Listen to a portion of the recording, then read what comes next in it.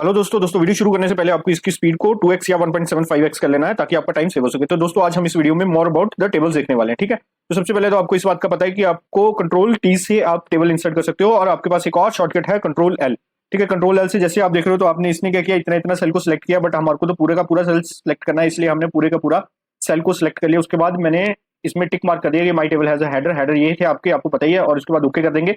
उसके बाद आपके पास टेबल डिजाइन आ जाएगा, ठीक है।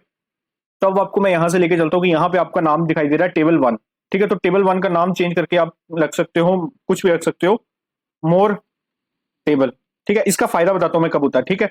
तो ये तो हो गया आपका मोर टेबल, ठीक है। अब इसको मैं पहले फायदा दिखा देता हूँ। सपोज करो मैं इस शीट पे था और अभी मेरे को उस वाली शीट पे जाना है, तो मैं क्या करूंगा, सिंपली मोर टेबल पे लगा दूंगा। तो ये देखो आपको इस शीट पे ऑटोमेटिकली आपको जंप करके ले आएगा। अगर आप किसी और शीट में थे, सपोज करो ये इमेज वाले पे थे, आप इस वाली शीट पे थे और अभी आपको उस वाली शीट पे जाना, तो आप क्या करोगे, simply more about the table वाला सिलेक्ट करोगे, तो आप इस सेल के ऊपर, इस टेबल के ऊपर आ जाओगे, ठीक है। उसके बाद आपको यहाँ पे रिसाइज का भी ऑप्शन मिल जाता है। रिसाइज यही कि अगर आपका रिसाइज करना चाहते हो, आपने कोई कॉलम ऐड किया या डिलीट किया, आप कॉलम किसी कॉलम को डिलीट करना चाहते हो, तो आप यहाँ से रिसाइज कर सकते हैं, ठीक है।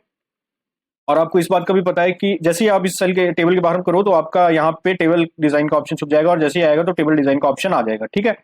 उसके बाद आपको ये भी पता है कि यहाँ से कन्वर्ट टू रेंज करूंगा तो टेबल जो है वो कन्वर्ट हो जाएगा नॉर्मल में। अच्छा, रिमूव डुप्लीकेट्स दिखाता हूँ अभी आपको मैं। जैसे मैं रिमूव डुप्लीकेट्स में दिखाता हूँ तो वो इस पूरे सेल को सिलेक्ट कर देता है और वो पूछता है कि किस किस में से आपने डुप्लीकेट्स को रिमूव करना है। तो मैं बोलता हूँ कि मुझे name, employee ID, date of joining, सारों से डुप्लीकेट को रिमूव करना है, ठीक है। तो अभी मैं क्या करता हूँ, ओके करता हूँ।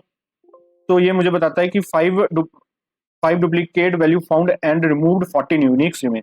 तो अभी मैं क्या करता हूँ, थोड़ा सा कंट्रोल जेड करता हूँ, तभी आपको बताता हूँ कि ये देखो इशिता 1 2 3 थ्री टाइम्स है और मेरे पास एम्प्टी सेल कितना है 1 2 3। तभी क्या होगा, इशिका मेहता जी हैं जो हमारी, ये क्या होंगे, ये रिमूव हो जाएंगे और ये ब्लैंक सेल भी 3 बार रिमूव हो जाएंगे। तो मैं फिर से ये करता हूँ, रिमूव डुप्लीकेट्स पे जाके ओके करता हूँ, तो आप देखोगे कि आपके पास सिर्फ और सिर्फ इशिता मैडम जो है वो एक बार है, और आपके पास ब्लैंक वाली एक ये भी थी, क्योंकि इसमें 3 लिखा था इसलिए उसने उसको डिलीट नहीं किया, ठीक है। तो इस तरीके से आप क्या कर सकते हो, आप डुप्लीकेट्स को भी डिलीट कर सकते हो, ठीक है। और एक और चीज मैं बताता हूँ आपको कि आपको ये भी पता लगा, ये भी पता लगा। अभी स्लाइसर का भी बता देता हूँ। जैसे स्लाइसर है, तो अभी सपोज करो मैं गेम्स के स्लाइसर के ऊपर टिक करता हूँ, मैं आपको थोड़ा सा बताता हूँ। तो ये देखो, अब आप क्या फाइंड करोगे कि जैसे ही आप काइट फ्लाइंग के ऊपर क्लिक करोगे तो यहाँ पे सिर्फ और सिर्फ क्या आएगा, काइट फ्लाइंग वाला आएगा, ठीक है। अगर मैं पेपर डांस वाले पे सिलेक्ट करता हूँ तो आप क्या चेक करोगे कि इस टेबल में सिर्फ और सिर्फ जिसमें पेपर डांस की वैल्यूज थी वही और वही आ रही है।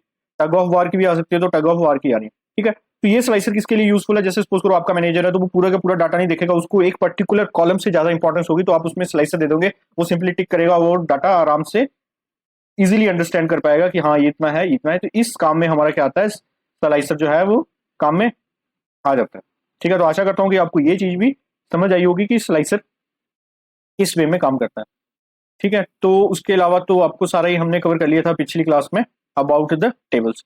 तो मिलते हैं अभी नेक्स्ट क्लास में, तब तक के लिए धन्यवाद।